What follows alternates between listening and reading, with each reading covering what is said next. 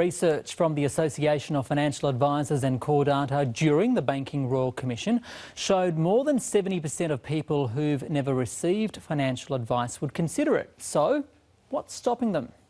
Most say they can manage their own finances. A third say it's too expensive.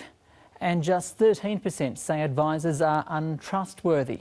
So, 6 weeks on from the release of the Banking Royal Commission recommendations, we put that to the test. Why do everyday Australians not seek financial advice? I think I'm pretty good at finding out information myself. Because I don't have that much finance to choose one. It hasn't come up, the need hasn't come up for me to consult with one. We don't have enough money. I'm actually just looking for one. Philip Kewen says financial advisors play a critical role in building wealth. What they don't know is the financial and emotional well-being that they can achieve out of financial advice. Trust was an issue for just a few. Wouldn't touch them. There's 25,000 registered financial advisors out there. There are a handful of experiences of poor advice. Now, a handful is too many. The Banking Royal Commission shone a spotlight on the financial advice industry, with some players singled out for charging fees for no service.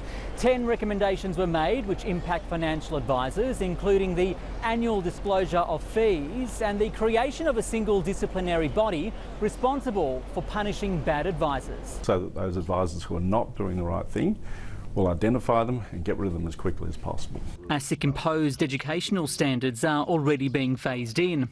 For those seeking financial advice, referrals are often the best way to find an advisor, with those registered listed on the MoneySmart website. When you meet an advisor for the first time, they need to give you a financial services guide. It tells you who they are, who they represent, what sort of products they can recommend, how they deal with complaints, and most importantly, how they are paid, by a fee, a commission, or a combination of both. If they're paid by anyone other than you, they're not working exclusively for you. Generally, you'd be looking at a couple of thousand for an initial plan, but it does depend on the complexity of the plan. Advisors offer single sessions on a particular issue. They charge by the hour.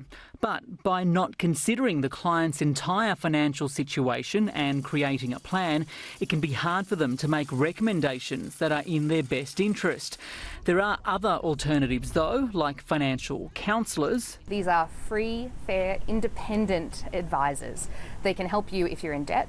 They can help you figure out what's happening with your credit card, and they can also negotiate with energy providers or utility providers to get you better outcomes. And financial coaches. I look at somebody's income, outgoings and aspirations in detail, and I draw up the perfect budget for them. Unlike advisors, they don't have to have an Australian Financial Services licence because they don't sell tailored financial advice or products.